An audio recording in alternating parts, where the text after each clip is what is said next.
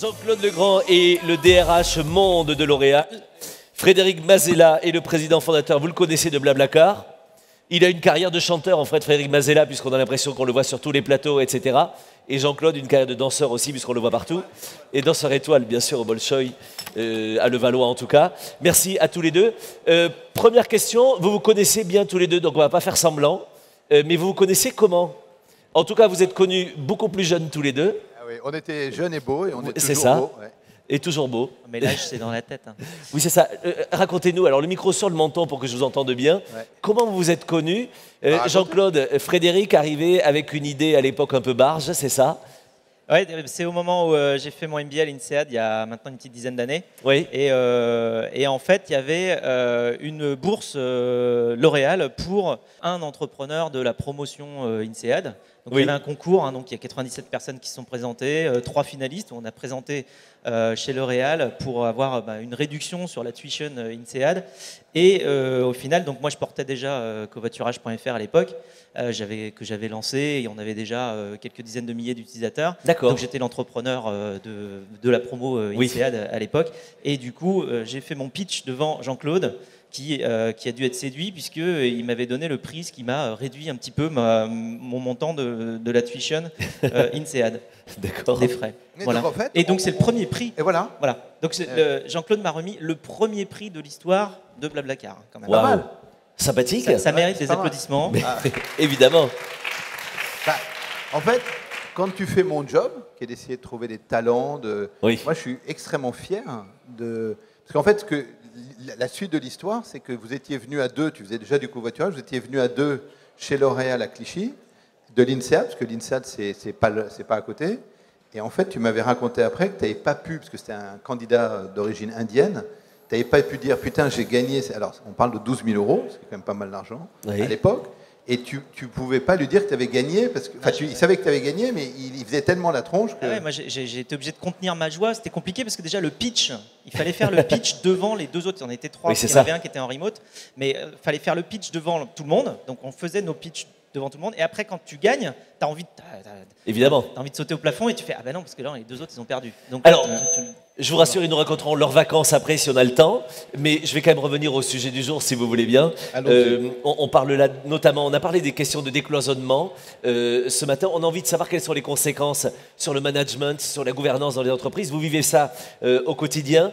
Jean-Claude, chez L'Oréal, est-ce que la question se pose justement dans ces nouveaux modes de travail collaboratifs? Ah ouais. Comment est-ce que ça a impacté le management et la gouvernance dans le groupe L'Oréal? En fait, c'est intéressant parce que on fait partie de ces vieilles entreprises qui, tous les jours, d'arrache-pied, bossent fort pour se transformer, se disrupter, s'adapter. Ouais. Et pas uniquement, non pas dans une logique de mode managérial, mais dans une volonté farouche de pouvoir répondre aux défis, aux attentes, hein, en sachant que, par exemple, tu vois, moi je pense qu'on est tous des millennials. Hein, on Bien a sûr. démarré en disant que l'âge c'est dans la tête. Je pense que c'est une question de comportement. Donc aujourd'hui, que ce soit des gens qui sont chez nous depuis 20 ans, depuis 30 ans ou depuis 40 ans, il y en a.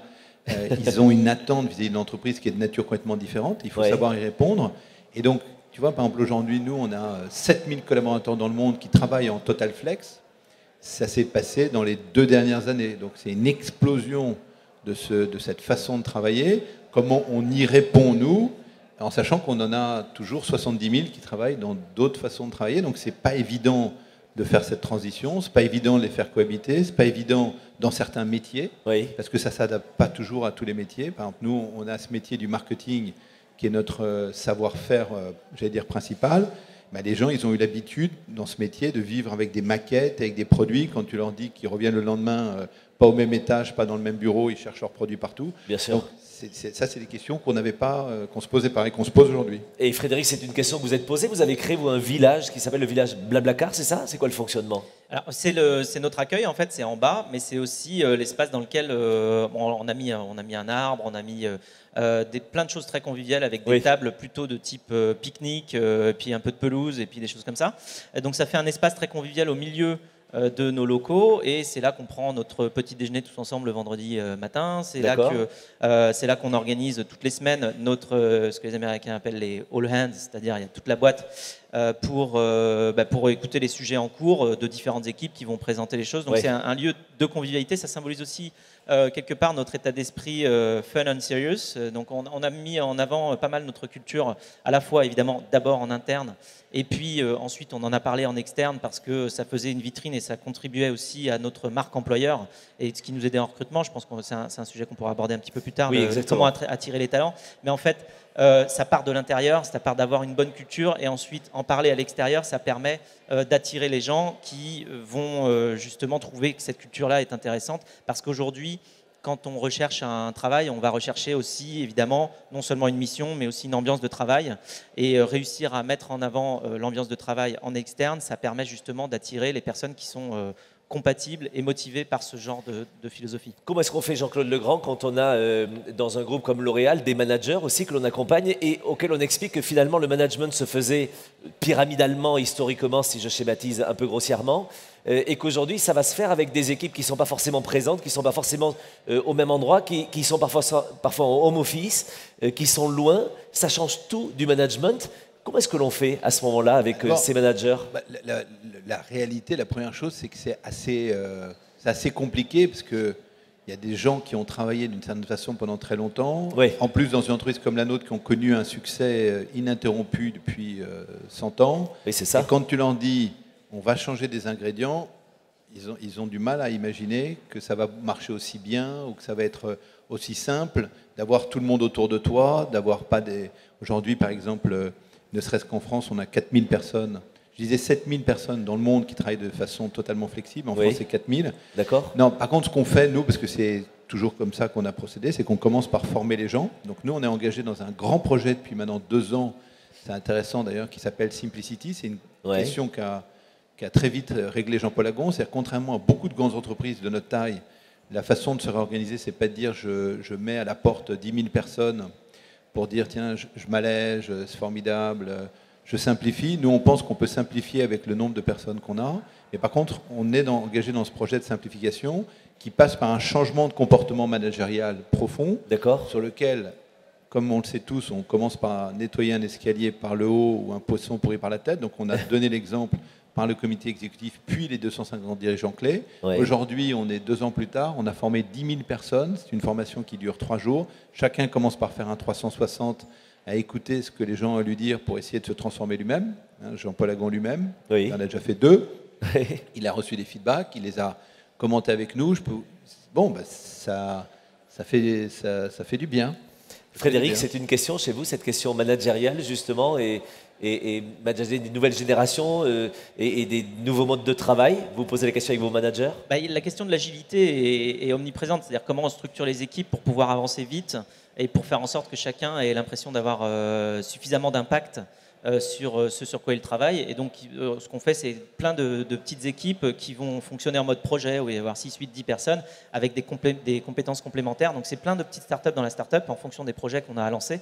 Après, on fait très attention évidemment à tout ce qui est onboarding, faire en sorte que les nouveaux... En fait, il faut se rappeler, quand on arrive dans une entreprise, le premier jour et même la première semaine sont extrêmement particuliers, parce que c'est un gros changement entre avant et après, on vient de rentrer dans la société, et en fait, les gens se souviennent toujours de leur premier jour, leur première semaine, qui est très importante, et si on rate cet accueil-là, en fait, on rate un peu le recrutement tout court, parce qu'on ne va pas réussir à impliquer suffisamment le collaborateur. Et donc, c'est très important d'avoir un programme d'onboarding qui, tout de suite, implique la personne et lui explique comment ça fonctionne, lui présente des gens aussi. C'est un peu comme quand on est nouveau dans une classe à la rentrée, on ne connaît personne.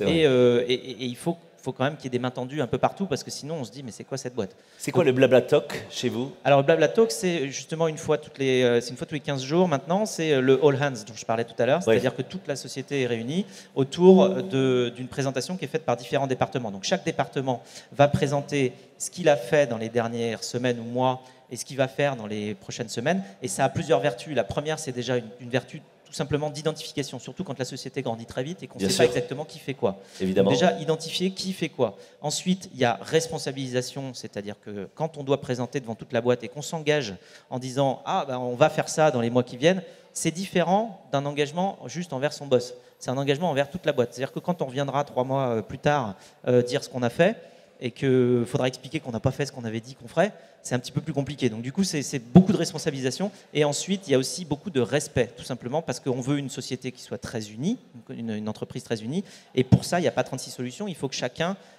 connaisse et respecte ce que font les autres. C'est-à-dire que schématiquement, l'équipe tech, quand ils vont voir une présentation de l'équipe marketing, ils ressortent en se disant « Ah ouais, quand même, les gars font vraiment très bien leur boulot. Ils ne font pas juste des pubs à la télé pour nous envoyer du volume. Bien sûr. Ils font vraiment beaucoup d'analyses là-dessus. » Et donc, du coup, ça donne envie, quand on retourne à son poste, de travailler aussi. Et de la même manière, quand les équipes marketing vont voir un talk de l'équipe tech, bon, ils ne comprennent pas tout, mais ils se disent, ouf, quand même, l'équipe tech, oui, je comprends pourquoi des fois c'est compliqué de livrer, parce que c'est compliqué tout court. Ce qui est faisable dans une start-up, Jean-Claude Legrand, ne l'est pas forcément dans un grand groupe. Et si justement, parce que c'est la discussion, c'est amusant, c'est une anecdote, parce qu'en fait, il n'est plus du tout une start-up. Oui, il a les mêmes maladies ou les mêmes avantages, les mêmes inconvénients que nous. Moi, je me rappelle une fois, on avait déjeuné, c'était pas très longtemps après ta création, et puis il y avait une cuisine, et d'un seul coup, je vois plein de plats accumulés, tu me dis, font plus la vaisselle, je suis obligé de prendre une femme de ménage, parce que quand tu es 20, si tu veux, c'est pas la même chose que quand tu es 1000, mais dès que tu es plus de 20 ou 30, je te dis tout de suite, tu es dans les mêmes problèmes d'échelle que quand tu gères 1000 ou 2000 personnes, parce que le côté du garage ou le côté tout le monde fait la vaisselle, à un moment donné, alors maintenant la question c'est comment eux qui sont nés il y a 10 ans gardent cet esprit, mais moi je pense que c'est possible, même en étant né il y a 100 ans, d'avoir cet esprit. Oui, bien et sûr. non pas en les imitant, mais en prenant de ce qu'il y a de meilleur dans leur façon de faire, que tu peux greffer en hybridant les choses, et pas en courant derrière une espèce de fausse mode managériale. Oui, évidemment. Nous, on a 110 ans, et on a une histoire, un passé, je disais tout à l'heure 40 ans. Tu vois, comment tu gères des gens pendant 40 ans, je pense qu'ils courent après la même histoire, parce que finalement, garder des gens longtemps, à condition de les traiter très bien, ça crée non pas une espèce d'attachement comme si tu venais et que tu étais obligé parce que tu travaillais, je sais pas, dans une grande entreprise publique française, qui fait le courrier, par exemple, mais tu donnes une latitude d'action où tu peux garder la même intensité tout en ayant un métier qui est le métier, nous, de la beauté, qui est un métier compliqué. Oui. Et plus tu restes longtemps, mieux tu le fais. Et en quoi vous vous inspirez peut-être des modèles Lui, start-up, justement tu vois, pourquoi je suis venu aujourd'hui? Parce que tous les jours, tu apprends des trucs. Toi, nous, on appelle ça un tonal, et toi, tu appelles ça un all-end. Ouais, on l'appelle Blabla Talk du coup. On l'a brandé parce qu'on aime bien. Nous, on appelle ça un tonal, tu vois. Donc, on réunit tous les collaborateurs de la même façon. On le fait ou en direct avec des gens, avec des centaines de personnes, on le fait par Webex, mais on a exactement les mêmes pratiques de communication, pratiquement toutes les semaines ou toutes les 2 semaines, pour poursuivre le même objectif, qui est l'engagement, l'information. Et plus les gens comprennent et tu les cloisonnes, mieux tu te portes. Parce que nous, lui aussi, il a la même chose que nous. Il a des silos. Comme il l'a dit très justement, tu as des gens qui découvrent ce que fait l'informatique, alors que quand ils sont 4 à ramer comme des malades, tu n'as pas à leur demander ce que fait l'informatique, parce qu'ils voient très bien que le développeur, il souffle le martyr à essayer de mettre en œuvre ce que les mecs l'ont dit. Puis tu es 20, 30, 40, 100, 1000, 80 000, 100 000. Tu vois, par exemple, Google, ils doivent toujours penser qu'ils sont une start-up, ils sont 70 000 dans le monde. Donc tu peux, après, ou Amazon, ça dépend à quelle vitesse tu scales, mais ensuite ils se retrouvent la même. Donc c'est nous le combat, c'est comment tu arrives à engager 82 000 personnes. Évidemment. Et en ayant 110 ans. Frédéric, on parle là finalement de la manière de manager le changement aussi. Vous avez dû, en forte croissance très rapidement, manager, vous adapter au changement en permanence. Comment est-ce qu'on fait finalement pour s'adapter à cette forte croissance, au changement certainement plus rapide que vous ne l'aviez prévu? En fait, il faut pousser droit, c'est-à-dire qu'il faut grandir sans partir sur le côté. D'accord. Voilà. Donc c'est un peu comme une fusée, il faut juste s'arranger pour que ça parte pas dans le décor. Oui, intéressant. Et en fait, au tout début, il y a beaucoup de choses qui sont implicites. La culture est très implicite, elle est portée par les gens, par les personnes. Oui. Et donc, elle a une certaine cohérence parce que tout le monde se connaît, parce que tout le monde discute. Et donc la culture, on sait que un tel ou le fondateur ou les collègues, ils se comportent comme ça et c'est comme ça qu'il faut faire. Sauf qu'à un moment, quand on passe, nous, ce qu'on a vu, c'était le moment où on a été à peu près 50 et où on a commencé à recruter des gens de tous les pays, donc des Polonais, des Italiens, des Allemands. Et donc la langue, déjà, il y a eu un changement de culture parce qu'on est passé tout le monde en anglais parce que voilà, on ne pouvait pas demander aux Polonais de parler français. Et avec ça est venue la nécessité d'expliciter tout un tas de valeurs. Donc on a fait un gros travail là-dessus, nous, de définir. On s'est mis tous ensemble dans une salle, on a dit, bon, qu'est-ce qui nous motive tous les matins à venir au boulot? Qu'est-ce qui fait qu'on est super content de travailler ensemble? Ok, on va l'écrire, et c'est là qu'on a écrit initialement nos 10 premiers principes. On les a revisités il y a un an pour les réduire un petit peu, maintenant on en a 6. Donc parmi ces principes, bon, il y en a un qui dit fun and serious, qui est vraiment le yin et le yang de l'équilibre, on va dire, mental dans une société. C'est-à-dire qu'une entreprise fun and fun, elle se plante assez vite. Une entreprise serious and serious, ben, personne ne veut bosser pour elle. Bien sûr. Et une entreprise fun and serious, ben, on a les deux. On est fiers d'avoir bien bossé, et puis on a aussi le côté convivial. Après, il y a d'autres valeurs comme share more, learn more, qui sont plus on partage, plus on apprend. D'accord. Fail, learn, succeed, qui met en avant le fait qu'on a le droit de faire des échecs. Par contre, on n'a pas le droit de faire fail, fail, fail, c'est-à-dire ne pas apprendre. Parce que l'étape qui fait passer du fail au succès, c'est l'étape d'apprentissage. Donc il y a beaucoup de valeurs d'apprentissage derrière, et ça permet d'expliciter des principes qui peuvent être évidents au début quand on est peu et qui sont très implicites, mais en les rendant explicites, à ce moment-là, on arrive à scaler avec une culture cohérente, et les principes nous permettent de prendre des décisions et remplacent les process, parce qu'en plus on n'a pas le temps de faire des process. Évidemment. Alors, en fait, je vais te dire ça, en fait, on a exactement les mêmes valeurs. Je vais te donner un exemple. Nous, dans notre langage l'oréalien, ce que tu viens d'expliquer s'appelle le droit à l'erreur. Oui. Nous, on a considéré qu'une des grandes raisons du succès de la compagnie, c'est que tu peux donner une chance de rebondir à des gens à condition qu'ils n'aient pas 2 fois fait la même erreur. Parce que là, on se dit, à ce moment-là, c'est qu'ils n'ont rien compris à leur première erreur.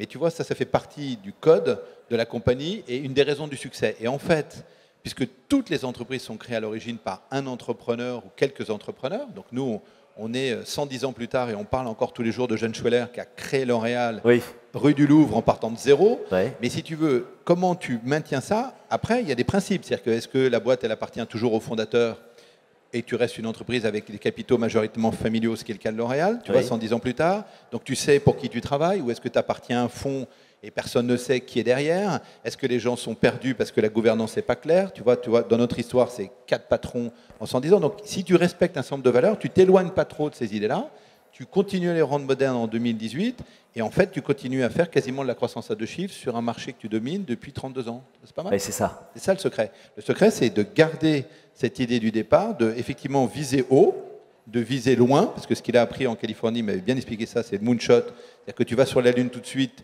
tu ne te contentes pas de dire je vais faire un truc français, puis je vais voir, tu dis tout de suite je vais immédiatement viser loin. Et en fait, si tu gardes ces valeurs, nous on est la démonstration, non pas de les imiter, mais d'adapter et de rester, entre guillemets, moderne, j'allais dire à la page, sur ces valeurs-là. Et c'est possible. Nous on a la démonstration que c'est possible. Oui. Et de faire la même croissance que lui. Évidemment. Eh oui.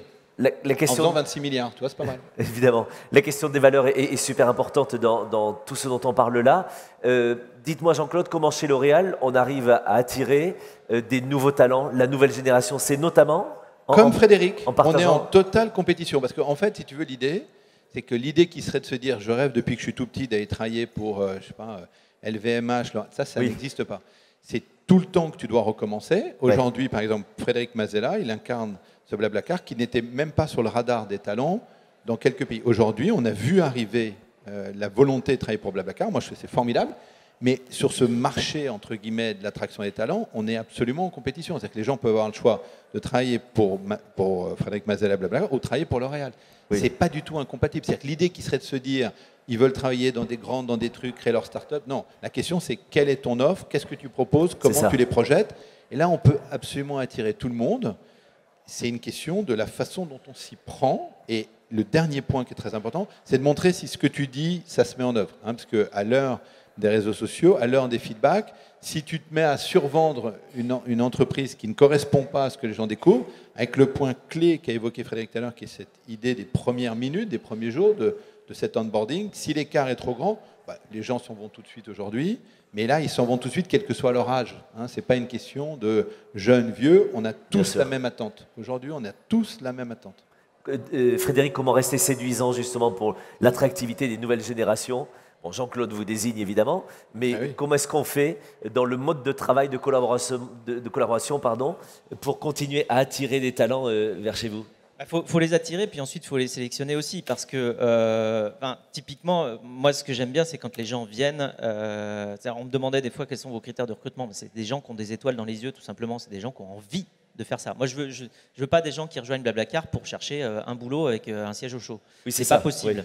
Oui. C'est des gens qui viennent parce qu'ils sont intéressés par la mission, intéressés par l'environnement de travail qu'on offre. Et donc, ça passe aussi par une grande vigilance au niveau du recrutement pour s'assurer que toutes les personnes qui rentrent sont extrêmement motivées par la mission. Et pas forcément des gens qui vont uniquement travailler pour leur CV en se disant tiens, je vais mettre Blablacar sur mon CV, parce que en fait, ça c'est temporaire. On sait que c'est des gens du coup qui viennent juste écrire une ligne sur leur CV, mais qui viennent pas remplir la mission avec nous. Donc en fait, ça passe aussi par être très attractif et très sélectif. Bien sûr. Autre point commun. Oui, c'est ça, vous avez le même problème.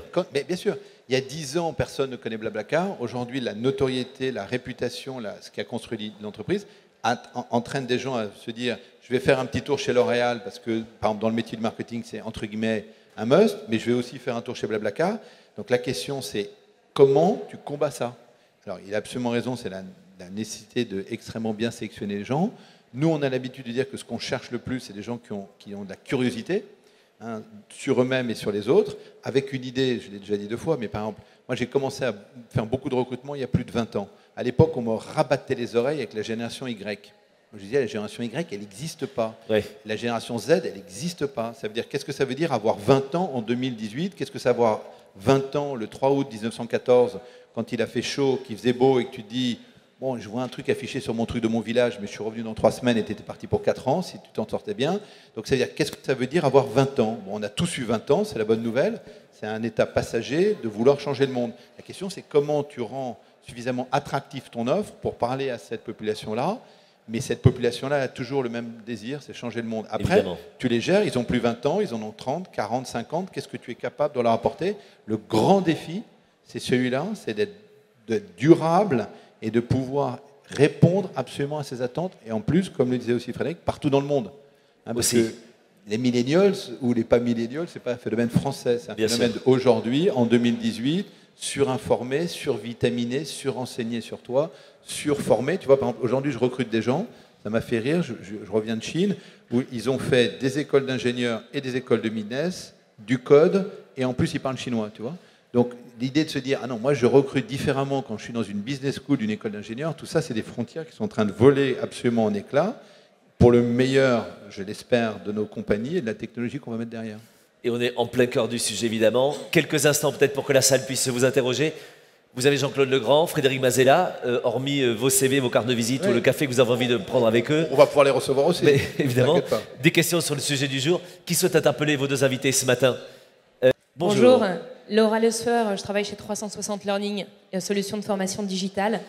Vous parliez des valeurs notamment, alors souvent on les voit parfois affichées sur les murs, il y a un brainstorming initialement qui est fait autour de ces valeurs et on les inculque effectivement lors de l'onboarding, notamment aux nouveaux collaborateurs.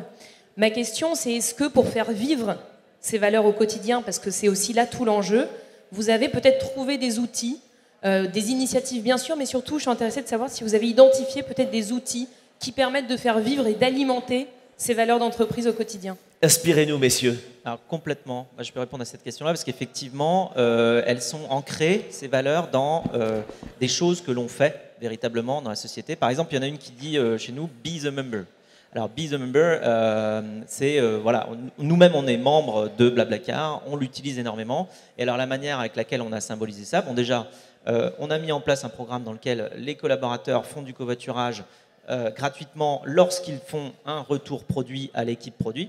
C'est-à-dire que pour avoir son covoiturage gratuit, il faut envoyer à l'équipe produit, voilà, ça s'est passé comme ci, comme ça c'était bien, ça c'était pas bien. Donc voilà, ça fait du feedback quali qui remonte à l'équipe produit, donc c'est utile à la société. Et ensuite, après, dans notre communauté, donc il y a 65 millions de membres aujourd'hui dans 22 pays, dans notre communauté, on a un petit peu plus d'1% des gens qui sont ce qu'on appelle ambassadeurs, c'est-à-dire des gens qui ont un profil absolument parfait sur le site avec des tonnes d'avis et puis qui sont inscrits depuis longtemps et qui ont leur profil complètement complet. Et bien chez Blablacar, on a 35% de nos collaborateurs qui sont ambassadeurs. Et on a un mur des ambassadeurs chez nous, c'est-à-dire que dès que quelqu'un employé chez Blablacar devient ambassadeur, eh bien, il a sa photo au mur, sur le mur des ambassadeurs. Et donc ça, c'est une manière de symboliser « Be the member ». Après, « Share more, learn more » dont je parlais tout à l'heure, c'est-à-dire on partage plus, on apprend plus. C'est le Blabla Talk qu'on fait voilà, tous les 15 jours, où on va partager ce qu'on connaît, ce qu'on a appris, ce qu'on va faire. On partage beaucoup. C'est une manière de personnaliser, enfin de donner corps quelque part à cette valeur-là pour qu'elle ne reste pas juste une chose sur les murs. Mais cela dit, il faut quand même les écrire sur les murs. C'est-à-dire que c'est écrit sur les murs, c'est écrit sur les autocollants, c'est écrit sur tout. Voilà. Après, il y en a une autre. Marqué, oui. Alors tiens, moi je vais compléter. En fait, on a effectivement aussi parler comme des anglo-saxons, ce set de valeurs, mais je vais vous donner un exemple très concret de ce qu'on vient de faire il n'y a pas très longtemps, et j'espère qu'il y a beaucoup plus d'entreprises qui soient capables de le faire. On a une charte éthique depuis 15 ans auquel on est très attaché, et notamment qui touche tout ce qui est lié aux violences, sous toute forme qu'elles soient en termes de harcèlement. Avec le patron de l'éthique, il y a quelques semaines, quelques jours, on a communiqué à l'ensemble de nos 80 000 collaborateurs dans le monde les conséquences de cette charte éthique en 2018. C'est-à-dire qu'on a dit, voilà, combien on a eu de cas qui nous sont remontés de harcèlement, par exemple, moral, et voilà combien de personnes ont quitté l'entreprise. C'est-à-dire qu'on a communiqué les chiffres extrêmement précis sur le nombre de cas, le nombre de dossiers qu'on a étudiés et le nombre de personnes dont on s'est séparé, parce qu'on ne s'est pas nécessairement séparé toutes les personnes, mais on a exactement expliqué, cette valeur est non négociable chez nous, voilà les conséquences. Ce qu'aucune des personnes de L'Oréal, avant qu'on ne fasse ça, imaginait qu'on faisait. Parce qu'ils disaient, non, c'est super la charte éthique, c'est super le respect des principes sur les violences, notamment que ce soit de harcèlement moral ou sexuel, mais vous en faites rien, les gars. Donc là, on a dit, on va vous montrer ce qu'on fait, parce qu'on va vous donner les chiffres de 2018. Voilà combien de personnes ont quitté l'entreprise. Et je ne vous parle pas de 3 cas et de 5 personnes. Ce sont des dizaines de cas qui nous sont maintenant remontés et qu'on traite. Et ce sont des dizaines de personnes qui ont quitté l'entreprise sur plusieurs lignes différentes, que ce soit du harcèlement moral ou harcèlement sexuel. On l'a communiqué, on l'a révélé, on ne l'a pas caché. Et c'est donc très concret. Bravo Jean-Claude Legrand. Madame, bonjour. Alors, une question très très simple. On parle beaucoup d'espace, de décloisonnement, de chaleureux, de collectif, de valeurs. On n'a pas encore entendu le mot design depuis ce matin. Et quelle est la place du design justement pour que ces espaces aussi soient heureux et engageants? Merci. Alors, vous avez 3 heures pour répondre, ou ça m'arrange plutôt en 12 secondes 24. Débrouillez-vous. Non, mais c'est amusant parce que quand j'évoquais tout à l'heure, pour ceux qui connaissent L'Oréal, il y a un côté très l'oralien, c'est-à-dire qu'on passe du tout au tout. Oui. Donc c'est-à-dire que cette idée d'environnement de travail, c'était absolument pas une question qu'on se posait il y a encore 5 ou 10 ans. Et d'un seul coup, l'ensemble des gens de L'Oréal refont tous les bureaux dans le monde, déménagent, font appel aux plus grands designers. Donc on a une expérience, par exemple, ici en France, le centre Eugène Schueller, qui est le centre L'Oréal, a été refait par Monsieur Villemotte. Donc là, ça fait 2 ans, 3 ans, donc il y a plein de commentaires, c'est comme ci, c'est comme ça, c'est trop Villemotte. Bon, ensuite, Sarah Lavoine vient de refaire l'ensemble de notre siège des divisions sélectives à Levallois. Donc il y a tous ceux qui vont dire, oui, mais on croirait que chez toi, alors il y a les bobos, pas les bobos, c'est trop ça. Bon, donc, créer des conditions, et je ne vais pas citer les autres designers, parce qu'ils vont jusqu'à designer les lampes. Donc nous, la question de savoir si c'est le style de Villemotte, le style de Sarah Lavoine ou le style de Marcelo Julia, ou le style, je pourrais vous en citer des dizaines, ça nous intéresse assez peu. Ce qui est le plus important, c'est ce qu'on a essayé de faire, c'est de le faire avec les collaborateurs de l'origine et qui se sentent bien, plutôt que de savoir si c'est le bleu de Sarah Lavoine ou si c'est le gris de Jean-Michel Villemotte. Mais il y a des commentaires, on écoute tous les commentaires, puisqu'on est comme Frédéric, feedback is a gift. Oui.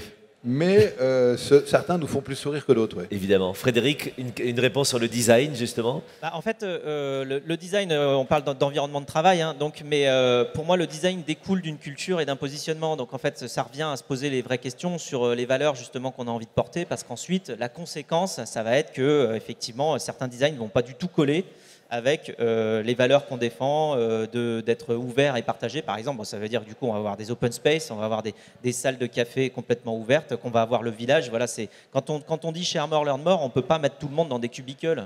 Ça ne marche pas. Du coup, en fait, quand on s'est bien positionné au départ, on arrive à aller vers un design qui nous correspond. C'est un peu comme aménager son chez-soi. Normalement, ça ressemble un petit peu à ce qu'on a envie de voir. Merci beaucoup pour la question. La dernière question, bonjour.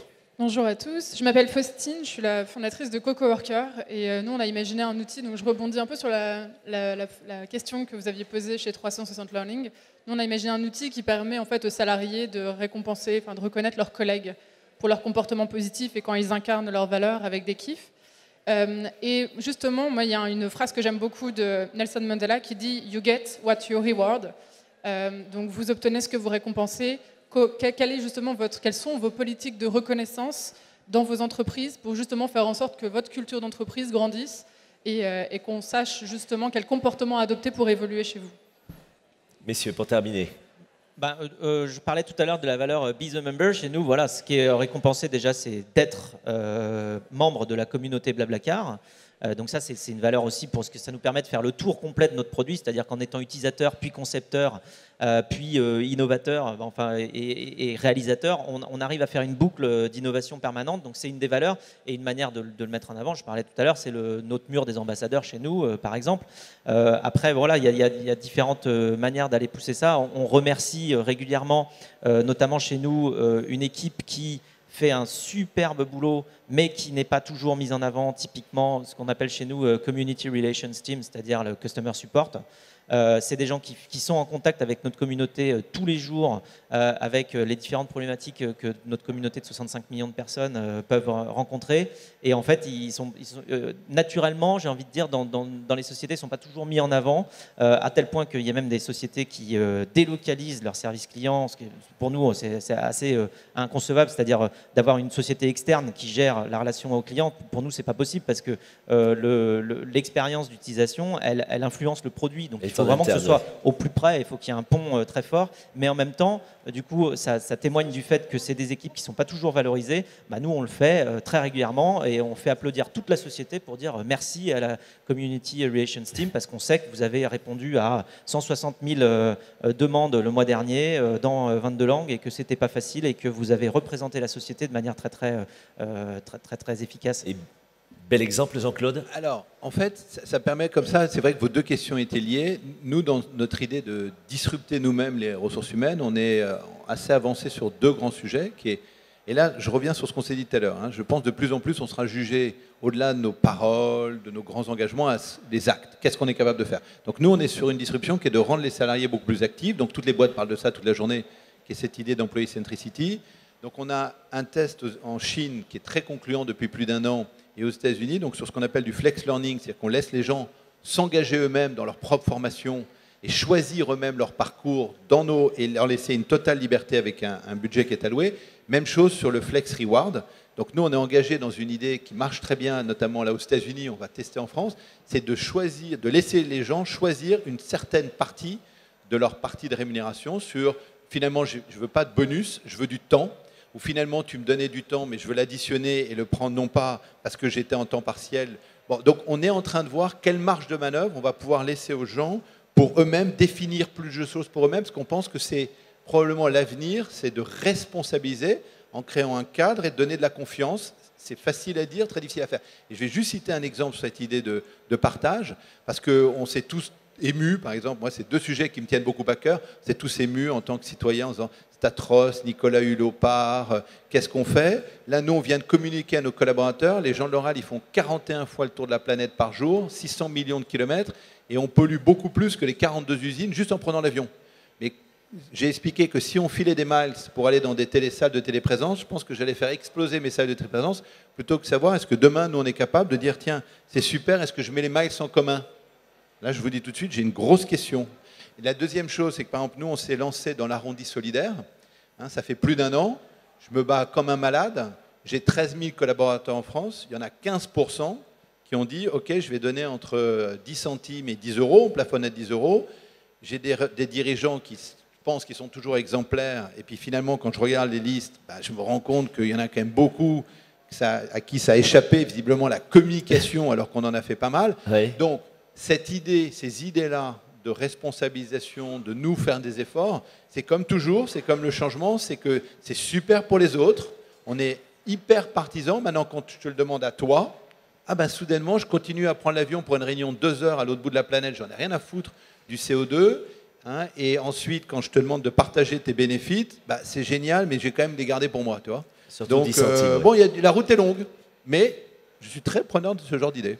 Merci beaucoup. Et pour vos questions, on va remercier vos deux invités, s'il vous plaît, Frédéric Mazella, Jean-Claude Legrand.